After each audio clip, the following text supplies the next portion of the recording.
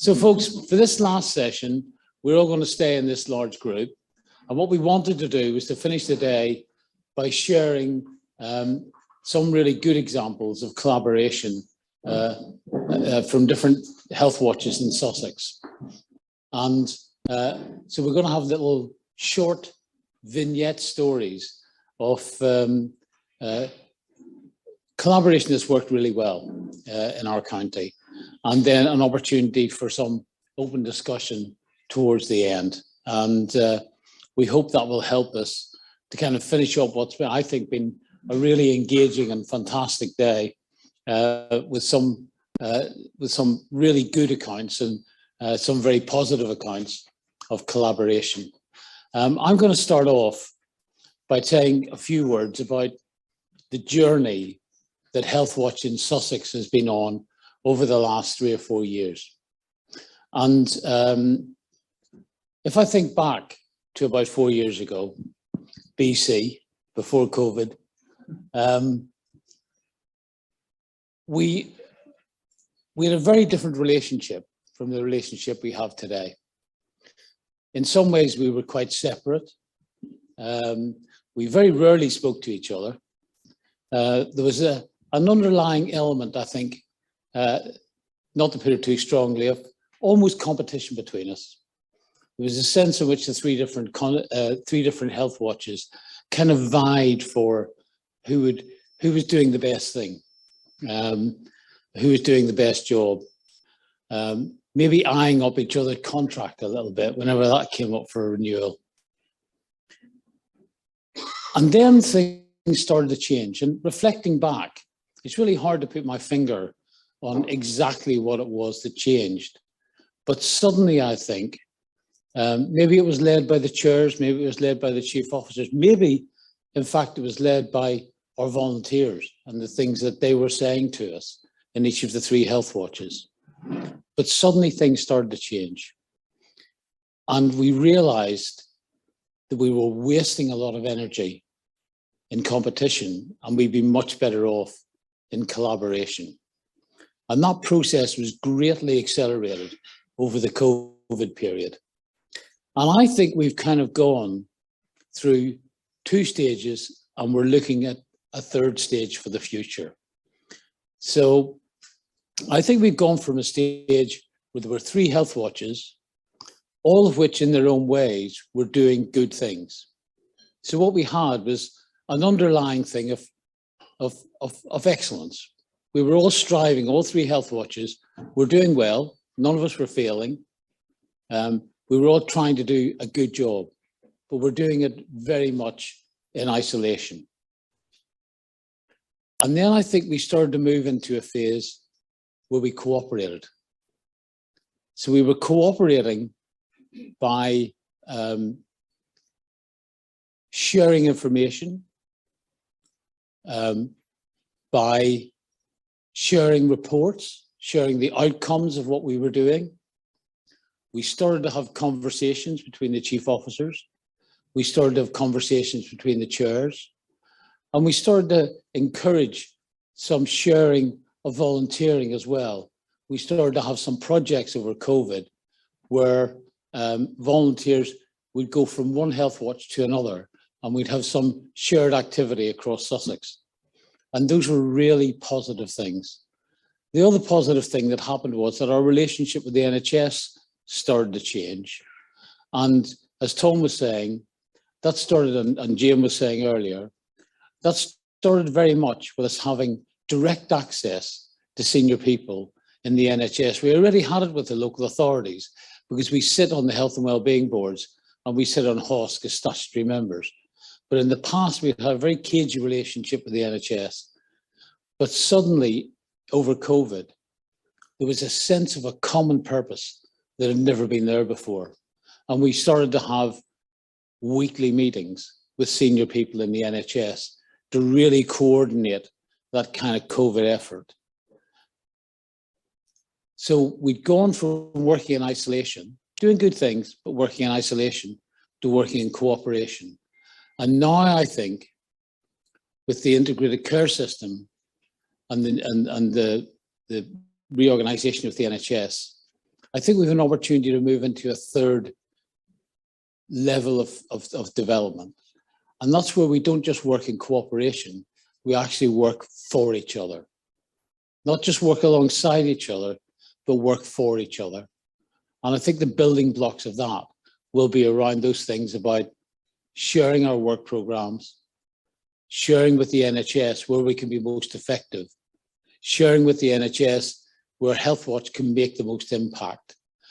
And just as the NHS have got a journey to make between now and Christmas with developing their strategy, I think local Healthwatch in Sussex have as well. We've already invented a common brand. Now, we call ourselves Healthwatch in Sussex now. And we've done that without changing any structures. We've done that without any formalization. We're still 3 independent organizations, but we've demonstrated our common purpose. But I think we've got a journey between now and Christmas to think about if we're going to align ourselves with the new system, if we're going to think about layering things and priorities for when we're going to do things, we can't do everything all at one time, then we're going to have to think across Sussex in each of our 3 parts about what does that mean for the volunteers we have? What does that mean for the skills profile of our teams? How are we going to align our work programs, and how are we got with each other and with the NHS and local authorities? So I think we've got a really interesting and engaging work plan ahead of us between now and Christmas. But I see it very much as a kind of a journey that we've been on together, and a journey that we're going to continue. And just in terms of learning points, I think there's lots of learning points in there about a sense of common purpose and working for each other, not just working alongside each other. But a learning point for me very specifically has been, you know, I've been in a lot of meetings where I've looked around and I've realized that other people are thinking what I'm thinking. And that is, there is nothing coming out of your mouth that is more interesting than what's going on in my head. And actually the learning point for me over the last 4 years has been to get over that. Because actually there's nothing going on in my head than is more interesting than what other people in the room have got to say. So that's a learning point personally from me, and I think a good future for us in Healthwatch across Sussex. I'm going to hand over now to Liz, who's going to tell us a little bit about what we did with care homes over the COVID period. Thank you, David. Yes, it is working.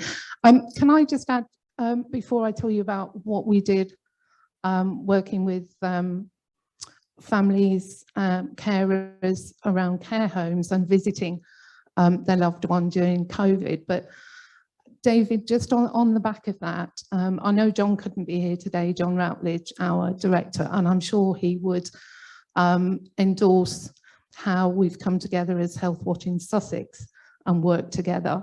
But I couldn't sit here with my volunteer manager's hat on and just throw into that equation the balance of place and Sussex-wide is very much what we hear from our volunteers as well. We've done some great work Sussex-wide, but we also have the place remit as well. So, sorry. So going on to care homes, when the pandemic took hold, obviously we heard a lot in the media around how relatives were struggling to see their residents. We heard a lot of emotional stories around end of life, and David and I was revisiting this at lunchtime. And we was working in partnership again with the system around how we could elevate those voices of family carers that we were hearing from across the patch. And as Louise said in her introduction this morning, there was an awful lot of agencies, partners that we worked with in trying to bring family carers together. And she met a long list, social care, health, everybody wanted to be in on this piece of work. And I think it was very important from the start. This was around, this was for carers, and it was about carers. So it was about having that balance of giving the carers a platform and giving all our NHS partners, adult social care, a chance to hear what they were saying. And I think we did that successfully. Jeffrey, where are you? You chaired the very first webinar for us. And as Louise said, we had over 90 people there. But one of the things carers says to us after that webinar was they wanted to keep the dialogue going. And what followed, cutting a long story short, was another 8 webinars. And they was all kind of linked together under that staying connected. And a lot happened for family carers, was played out in the media. They didn't, you know, guidance was announced, and then we come together and nobody understood what that meant. And some of our adult social care partners are in the room now who came with a very difficult task of trying to explain to carers what all that means when it was only released at midnight. And the same with the vaccination programme. So we lived the journey for a year with our family carers. And I think some of the learning points, David, I know you was asking for some of the learning points. And it touched upon this morning, I think Stephen said about honest dialogue. So it was coming to the table from a starting point of being honest. Certainly from the carers' perspective, it was difficult conversations, why they couldn't see their relatives or why they couldn't go into care homes. So it was starting from that honest point. The other big one, when I look through the feedback from carers, which again, I think has been alluded to today, but it's respond to what you are hearing, not what you, the system, want to say. And I think that was a very, very poignant one. And keep the feedback loop going, keep the dialogue going. Balance. The other thing we heard was around not overwhelming your target audience. As I said, everybody wanted to hear and to be in that, on that screen, because we wasn't in a room. So priority was given to carers and family carers to attend, and we invited our partners to be discreet in the background, to be able to hear and respond. And the last one was about education, that it's a two-way process. A lot of what we hear comes about educating patients to fit them into boxes and people who use services. But there's a lot of education. You can learn a lot from people who use services. Thank you.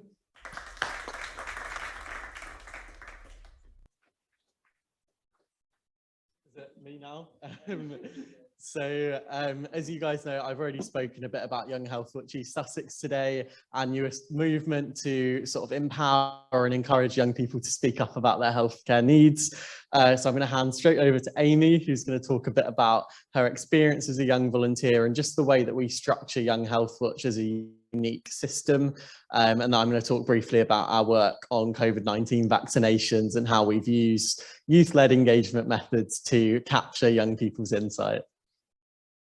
Thanks, Ed. So I'm Amy. I'm one of the co-chairs for Young Health Watch in East Sussex. And firstly, to just talk about the structure of it, we formed just over a year ago, where we saw there was a lack of youth voice in terms of both physical and mental health. So we came together. So we're actually a very big group of young people aged about 11 to 18 from many different backgrounds. Some have not been involved in Youth Voice before, others have been involved for years. So a very, very big background, wide range of young people. And we first started with a kind of focus on mental health, but then we both kind of we thought we could actually go into both and model what an adult health watch looks like, but specifically for the needs of young people. So in over a year, we've done a brilliant amount of work. as Ed's going to talk about in a moment, we've done vaccine work. We've also, as a part of our kind of parent of East Sussex Community Voice, we've been commissioned to do a self-harm needs assessment from the County Council. And we've done focus groups because of that. So there's been really big development opportunities and recognition from that. I felt like that's been very good for my own personal development. And we've also started to commence talks about primary care, especially GPs, and are they accessible to young people? What do young people need from them in terms of being able to go and get an appointment and be comfortable to talk about whether it's physical health or mental health. And yeah, we've also done brief pieces on signposting. And finally, I think one of the things that I have found most rewarding is we've had the opportunity to have guest speakers come in from many different services. So I know Jane actually came in once and it was absolutely brilliant. I've never felt, well, it was just, I'm a geek for information. But it was lovely to know all about the logistics and the systemics of the system. And I felt that opinion was shared through all the volunteers here. And it's just so, I just love it. A glowing endorsement. Yeah, that's us kind of as a brief overview. And yeah, Ed. Amazing. Thank you so much, Amy. And I mean, just highlights the diverse portfolio of work that we have over a year in. So just to give you sort of an example, I know this was supposed to be quite solution focused. So COVID-19 vaccinations, children and young people told us that actually there are barriers, there are reasons why hesitancy and uptake was lower in some areas. There were barriers in youth communities. There were problems in terms of education, awareness, access to scientific and accurate information. So taking up all that Amy's spoken about of young people leading and young volunteers sort of co-producing and fueling Young Health Watch East Sussex. We took young people out to vaccination sites. We carried out mock enter and view activities. We spoke to young patients. We had a Pan Sussex survey, and we also did some co-production work. And as a result, we've been working with East Sussex County Council Public Health to sort of influence the way that they're taking forward their COVID-19 vaccination programme. And finally, I just wanted to mention participation within the organisation, because I think that's so valuable and links into that Young Health Watch model. I think, as Amy said, we're hosted by East Sussex Community Voice, and that model allows us to really embed young people's voices in a way that I haven't really seen before. We employ young people. I started working for Health Watch while I was part-time as a student. So we actually support young people to develop youth participation in practice. And I think that's something that obviously firsthand I can say that that's really valuable, and I'm really pleased that we can continue to offer that. New staff are often interviewed by young people. Young people feed into strategy. Yes, so Teddy, who's studying at sixth form, also supports us with youth participation, and was a young volunteer themselves. So progression from, you know, that pathway that we speak about in volunteer management, from volunteers going into paid work and the skills they gain. So, you know, really the message is just that young people's participation is really valuable. The contributions it makes to our healthcare system and to our organisations as Health Watch is really powerful. And yeah, really excited for where the next year takes us and sort of how young volunteers will shape that.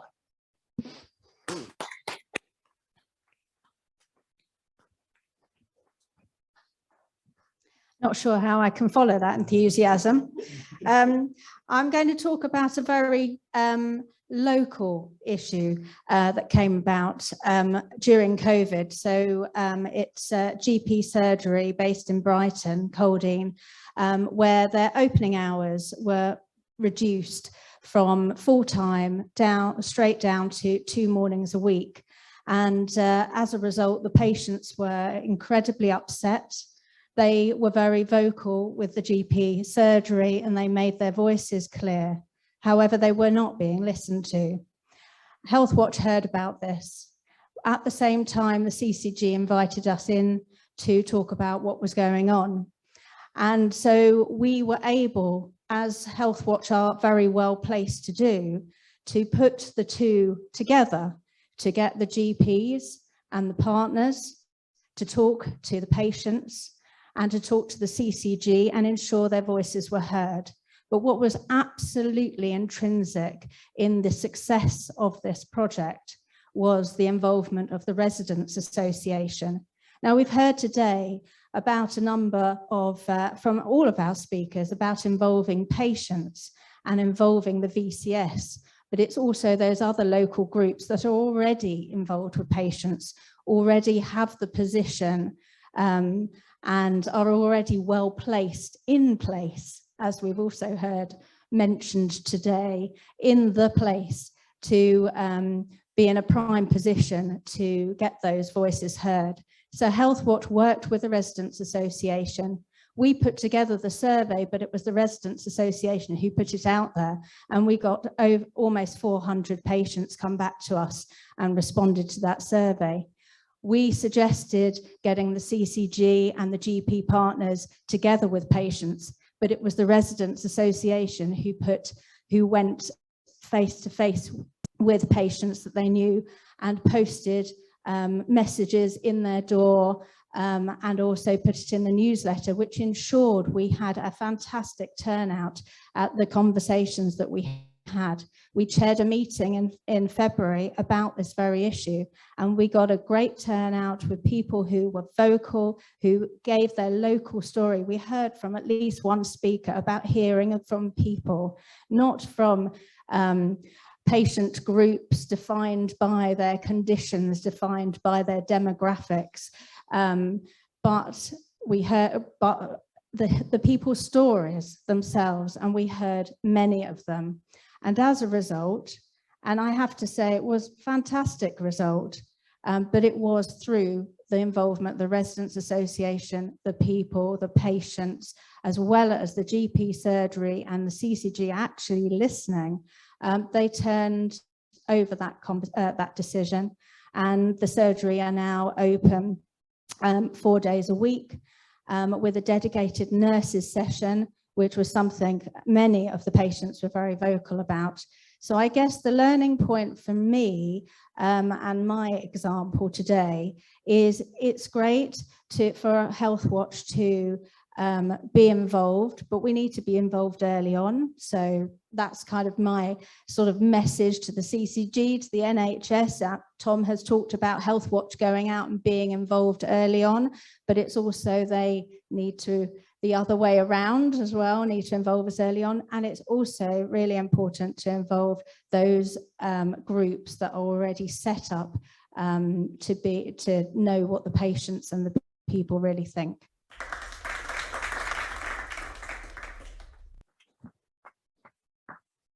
Hi everyone, my name's Alan. I'm from Brighton Healthwatch, Healthwatch Brighton and Hove. I'm going to bang on about dental for the last few minutes before Jeffrey finishes off. So collaboration on dental was perhaps more important than ever in the last year, because as individual health watchers, I think we all felt a bit helpless. Bizarrely, dental, we didn't have to go out to the public and ask for their opinion because they were coming to us in droves, giving us their stories. So we knew what the issues were, and everyone knows them around the table. The problem we face is what to do with them, because normally we signpost people to help. We say, this is where you can go. We couldn't do that with dental because places we were sending them to weren't giving them any information. So it left us in a really awkward position. What do we do? How can we actually help? What difference can we make? So we did several things. One of the things we did working with Healthwatch East Sussex and West Sussex was pull together a patient guide on dental services. Now, they might sound kind of a bland thing to do, but it actually explained in one document what patients' rights are. Simple things like you're not registered with a GP, with a dentist like you are a GP. Many people don't know that. So it was explaining people's rights. It's also explaining to them how they can actually explain when they have an emergency and they need to go to a dentist. So they're not just left floundering with a dentist going, no, I'm not going to see you. They have some information in their hand. And we work together with across Healthwatch, and crucially, we worked with our local dental committees. Now, these are committees of dentists and dental practitioners, and we have an exclusive kind of place on these boards where they invited us in, and Chris is our representative who attends these boards. And I've got to say, the amount of information we shared with them, so they knew exactly what the patient experience was, but also, crucially, they shared with us the problems they face, because it's often dental bashing is an easy thing to do. Oh, they're all hideous. They're all going private. They're all overcharging. But they were up against pressures that perhaps people didn't understand. They had to do hygiene cleans between patients. They couldn't see as many patients, etc. They were under huge demands via their contracts, which are out of date. And again, we could explain this to the public using that information. So it's a two-way process. So it informs us, but internally then informs the public. And giving patients the information is powerful. They often don't have with NHS services, but we can provide that. And that came about through collaboration with these organisations. We also worked with our MP, one of our MPs in Brighton and Hove, who was really keen on this. And with her help, we've had 13 different questions asked in Parliament already, just in the space of 12 months. And that's given critical information to us. And it's also enabled us to say, well, 47% of dentists have updated their information on the NHS website. That's rubbish. So that's now not only known to us, but that's known to everybody, including in Parliament. So again, working in collaboration, you get this information where it needs to be known. We've raised it on the Health and Wellbeing Board, so they know about it. So throughout this collaboration, I don't think we could have gone much further than we possibly have. We've worked with dentists, we've worked with Parliament and MPs, we've worked with Health and Wellbeing Boards, but crucially out of all of this, I think Health Watch has learned a lot more about dentists and the pressures they face. We're working better with them. We're sharing information, and critically, we're getting that information which we didn't even have through to people, well, hopefully like you. So I think those are the key points for me. It's like using all the channels you can. And one channel I've forgotten to mention is that we've worked critically with Health Watch England, and we managed to share local information with them, which is then fed into their national campaigns. And Jacob knows, because I've always been bombarding him with questions about this. So it also builds relationships between local Health Watch, National Health Watch, and the Health Watch network. So from just one subject, you can reach so many different parts.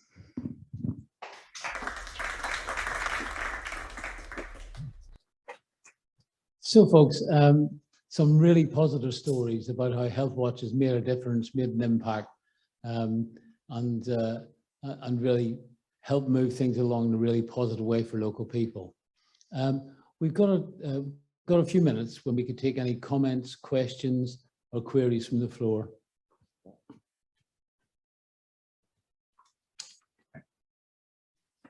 Anyone like to pose a question? Whoops, I'm not going to stand in front of that. Any questions? Any comments? Over here.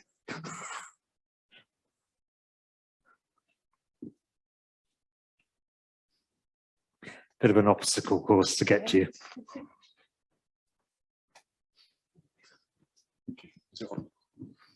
Yeah. Hi, my name's Sam Tull. I'm a commissioner in East Sussex Adult Social Care.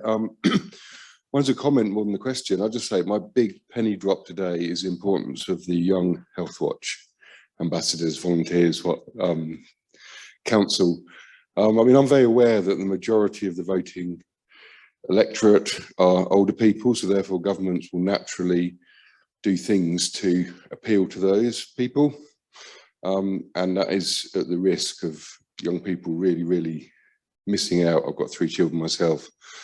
So I'd just like to say thank you and big applause to you.